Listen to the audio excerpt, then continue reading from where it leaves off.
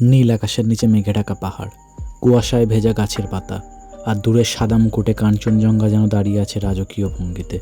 বন্ধুরা, আজ আমরা এসেছি প্রকৃতির কোলে দার্জিলিংয়ে, যেখানে প্রতিটি হাওয়ার ঝাপটা, প্রতিটি পাখির ডাক যেন এক নতুন গল্প শোনায়। চলো এই সবুজ ঘেরা পথ ধরে হাঁটি, পাহাড়ের ধারে দাঁড়িয়ে মেঘ ছুঁই, আর চোখ ভরে দেখি প্রকৃতির এই অপরূপ দৃশ্য। তোমরা থেকো এই 2 আর 3 দিনের জার্নিতে আমার সাথে, কারণ এই সফর শুধু ভ্রমণ নয়, এটা প্রকৃতির সাথে মনের আলাপ। তো 4 বন্ধুর সঙ্গে আরেকবার ট্রাভেলে বেরিয়ে পড়লাম। আমাদের নতুন একটা মেম্বার, এটা হচ্ছে শুভেন্দু।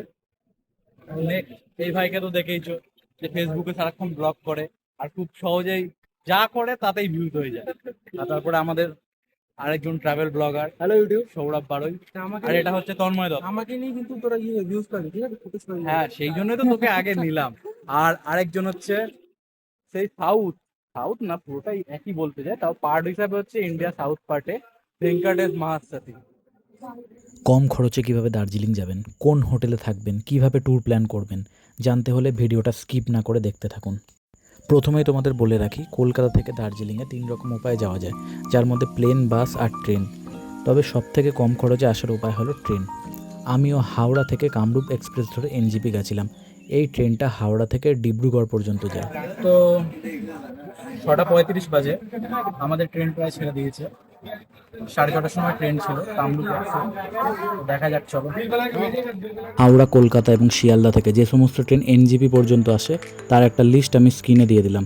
তোমরা তাও আইআরসিটিসির ওয়েবসাইট থেকে চেক করে নিও। এছাড়া কোন কামরায় কীরকম ভাড়া তার একটা অ্যাটাচমেন্ট আমি তোমাদের সাথে স্ক্রিনে শেয়ার করে দিচ্ছি।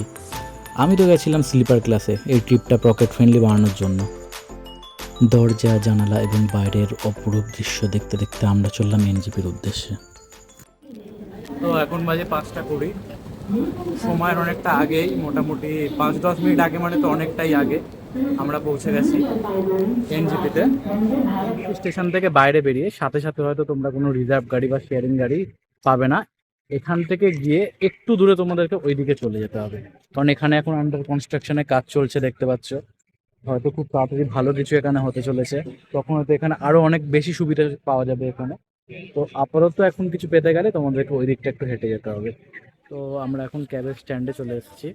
তো এখানে তোমরা বিভিন্ন দামের শেয়ারিং, তারপর রিজার্ভ, সব রকমভাবে তোমরা পেয়ে যাবে এখানে গাড়ি। কখনো বলা হয় 250 টাকা, কখনো 300 টাকা, তোমরা একটু বার্গেনিং করে নিও এখানে। আমরা ভেবেছিলাম ফার্স্টে রিজার্ভ করবো, তারপর একটু বাজেট বেড়ে যাচ্ছিলো বলে তাই জন্য আমরা ঠিক করেছি যে না, আমরা শেয়ারিং করেই যাব। এটা হচ্ছে আমাদের গাড়ি। এখন আমরা আরও বাকি মেম্বারদের আসার জন্য এখন অপেক্ষা করছি, মানে বাকি কো প্যাসেঞ্জারদের জন্য। তো দেখা যাক। তো এখন বাজে সকাল 7টা, আমরা বেরিয়ে পড়েছি এনজিপি থেকে দার্জিলিং। একটা কাপ তো রিজার্ভ করে দিয়েছি, এটা বলতে বললাম। তো 7টা মানে আমরা 11টা, 11:30টার মধ্যে পৌঁছে যাবো। এটা পুরোটাই ডিপেন্ড করে রাস্তায় কতটা জ্যাম আছে, বা সিজন অফ সিজন সব কিছুর ওপর জ্যামটাও ডিপেন্ড করে। তো সেইভাবে, তো যাই হোক, ভাই লোক হাই করে দেওয়া ওখানে। ও রিজার্ভ বা শেয়ার কার ছাড়াও তোমরা বাসে করে দার্জিলিং পৌঁছে যেতে পারো। সেক্ষেত্রে এনজিপি থেকে টোটো নিয়ে শিলিগুড়ি বাস স্ট্যান্ডে গিয়ে 105 টাকায় টিকিট কেটে আরামসে পৌঁছে যাও দার্জিলিং।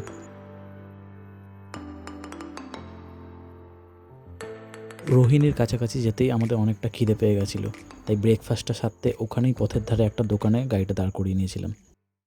তো এখনো অনেক কিলোমিটার বাকি আছে, প্রায় তাও 40-50 কিলোমিটার বাকি রয়েছে। তার মাঝে আমরা ব্রেক নিতে এখানে চলে এলাম। এই ধাবাটার জাস্ট ভিউটা দেখ,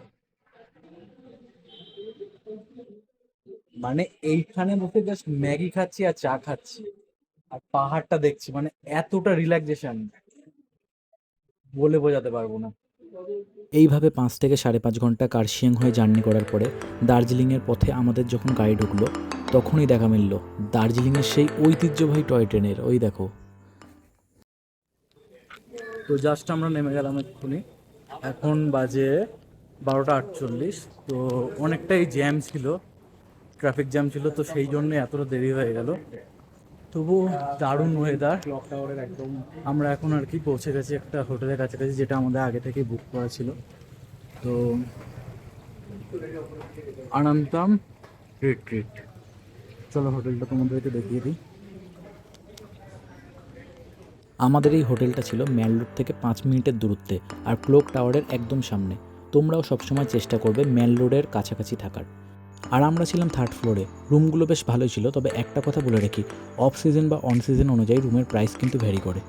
আর হ্যাঁ, আমরা এই হোটেলটা আর দুদিনের সাইট সিনিংয়ের জন্য গাড়ি জেডি ট্যুর অ্যান্ড ট্রাভেলসের থেকে বুক করে নিয়েছিলাম। আমি ডেসক্রিপশন বক্সে তাদের ডিটেলস আর হোটেলের ফোন নম্বর অ্যাড করে দেবো, তোমরা দেখে নিও। এই 206 আর 207 হচ্ছে আমাদের নামে অ্যাসাইন হয়েছে। তো রুমটা ফার্স্টেই ঢুকি।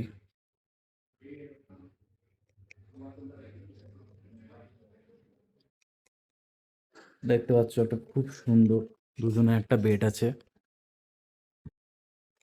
সামনে একটা বড় এলইডি টিভি,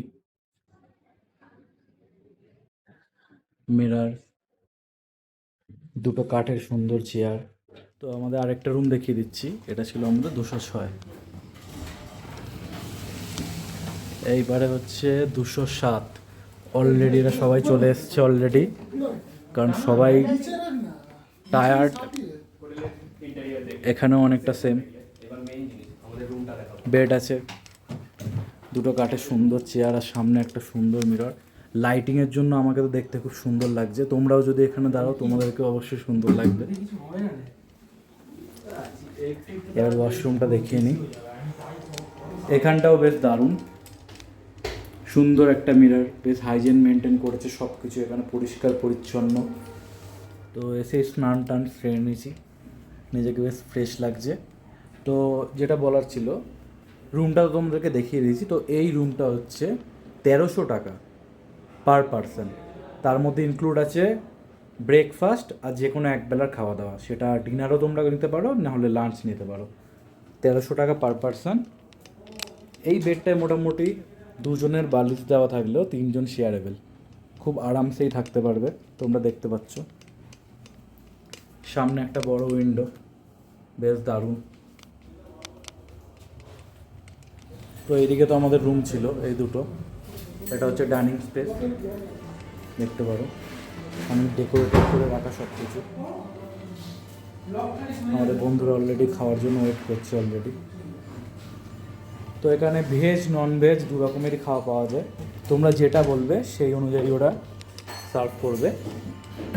বাকি কী কী আছে খাবারে সেটা একটু, খাবারের মধ্যে তোমরা দেখতে পাচ্ছ এখানে ঝুরঝুরে রাইস আছে, সাথে দিয়েছে আমাদেরকে বাঁধাকপির একটা তরকারি আছে, তার সাথে আলু ভাজা আর ডালটা এরকম ছোট্ট একটা বালতির মধ্যে দিয়েছে আমাদেরকে।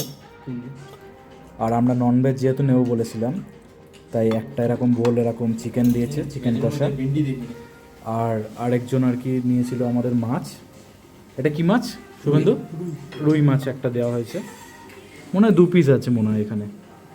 আর ভেজ যদি তোমরা নাও সেটার জন্য এই যে আমাদের আরেকটা পার্টনার ভেজ খাচ্ছে, এটা একটা ভেজের তরকারি তোমরা পেয়ে যাবে, সবজির তরকারি, ভেন্ডি সবজি। আর বাকি সব সেম, ডাল আলু ভাজা যেমন আছে। তো খেয়ে জানাচ্ছি। চটপট করে খাওয়া দাওয়া শেষ করে একটা ছোট্ট ন্যাপ নিলাম, কারণ এরপরে মেন রোডের দিকে যাব। তো বিকাল হয়ে গেছে, আমরা এখন মেন রোডের দিকে বেরিয়ে পড়েছি। আমাদের হোটেলটা তো ছিল একদম ক্লক টাওয়ারের সামনে, তো সেখান থেকে মেন রোড একদম কাছে। তো চলো মেন রোডে আশেপাশে তোমাদেরকে ঘুরে দেখাই। দেখতে পাচ্ছ বিকালে একটা মনোরম ওয়েদার আছে, আর এই সময় বর্ষাকালে, আজকে বৃষ্টি হয়নি, মানে একটা দারুণ ওয়েদার, জাস্ট চারিপাশটা দেখো। বিকালের শুরুটা করলাম দার্জিলিংয়ের গরম ধোঁয়া ওটা চায়ের কাপের সাথে। বাড়িতে যখন আইটিআইটা বানাচ্ছিলাম তখনই ভেবে রেখেছিলাম যে প্রথম দিনটা মেন রোডের বিভিন্ন মার্কেট এক্সপ্লোর আর তার পাশের মহাকাল মন্দির দর্শন করে কাটাবো। মেন রোডের মার্কেটে ঢুকেই দেখলাম মারাত্মক এক ভিড়, ঠিক আমাদের কলকাতার স্প্ল্যানেডের মতন। আমরা এখন চলে এসেছি মেন রোডে, তন্ময় আমাদের সাথে আছে, তো বেশ ভালোই লাগছে। 3 জনকে আমরা হারিয়ে ফেলেছি, কোথায় গেছে বুঝতে পারছি না ঠিক আছে, আশেপাশেই সবাই আছে। তো অনেক ভিড় হলেও কিন্তু ওয়েদারটা এত সুন্দর, মানে না ঘুরতে বেশ ঠান্ডা, ভালোই না লাগছে। গরম। আমার তো গরমই লাগছে। মেন রোডের এখানে লাগানো, এটা তো তোমরা আগেও দেখেছো। আর সেই হচ্ছে মূর্তিটা,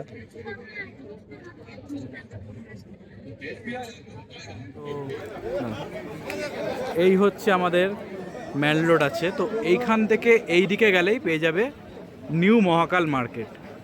তো চলো এই দিকটাও একটু এক্সপ্লোর করে দেখি। কুয়াশা থাকার কারণে সেদিন বিকালে ম্যাল রোড থেকে আমরা সেইভাবে কোনো পাহাড় দেখতে পাইনি, কিন্তু মেঘেদের এক দারুণ আনাগোনার খেলা দেখতে পেয়েছি। হাঁটতে হাঁটতে চলে এলাম মহাকাল মন্দিরের কাছে। এই ওপরেই আছে মহাকাল মন্দির। তো আমরা এখন উপরে উঠবো, দেখি।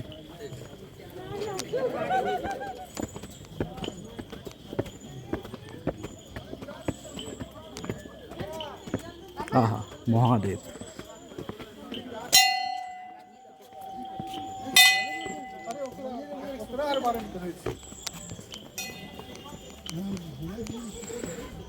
এত ব্যস্ত জীবনের মধ্যে দিয়ে যদি একটু ঘুরতে কার না ভালো লাগে,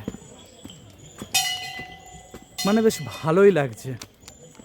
এর আগে ট্রেক করেছিলাম, এরকম পাহাড়ি রাস্তায় ওঠার আমার সেটা তার একদম নষ্ট, কী বলবো, আলাদা একটা অনুভূতি। আর এখন একটু সন্ধ্যে সন্ধ্যা নেমে এসছে, অন্ধকার অন্ধকার লাগছে, আরও সেরকম একটা অনুভূতি হচ্ছে।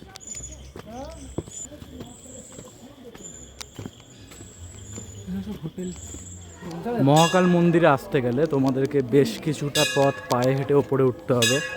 এমনিতেও কথা আছে, ভগবানকে কি এত সহজে দর্শন করা যায়? হর হর মহাদেব।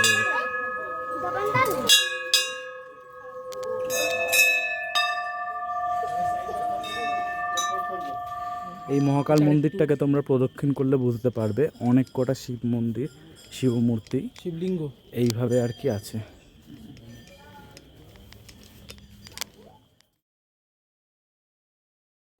মন্দিরটার এই অংশে বাবা মহাকালের মূর্তি রয়েছে। সেই সন্ধ্যায় এই রকম পবিত্র জায়গায় দর্শন করে সেই স্থানের ইতিহাস সম্পর্কে জেনে বাবাকে প্রণাম করে আবারও বেরিয়ে পড়লাম মার্কেটের দিকে। তো দার্জিলিংয়ের যে হকার্স মার্কেট আছে, আমরা এখন সেখানে চলে এসেছি। এখানে তোমরা নিজের বাড়ির জন্য, প্রিয়জন, বন্ধুদের জন্য বিভিন্ন রকম গিফট বা জিনিসপত্র কিনতে পারো। এরপর দার্জিলিংয়ের স্ট্রিট ফুডস দিয়ে আজকে ডিনারটা সেরে নিলাম। ওখানকার খাবার নিয়ে আমি আলাদা করে একটি ভিডিও পরে দিয়ে দেবো। রাতের খাবার খেয়ে বন্ধুরা মিলে ম্যাল রোডে আরও কিছুক্ষণ আড্ডা, হাসি ঠাট্টা নিয়েই আমাদের প্রথম দিনটা এইভাবে শেষ করলাম। তবে ভিডিওটার আসল পার্ট কিন্তু এখনও বাকি আছে, তাই পরের ভিডিওতে নিয়ে আসছি দার্জিলিংয়ের মন মুগ্ধ করা কিছু সাইট সিন আর তার সম্পর্কিত বিভিন্ন ডিটেলস। তো আজ এখানেই শেষ করলাম।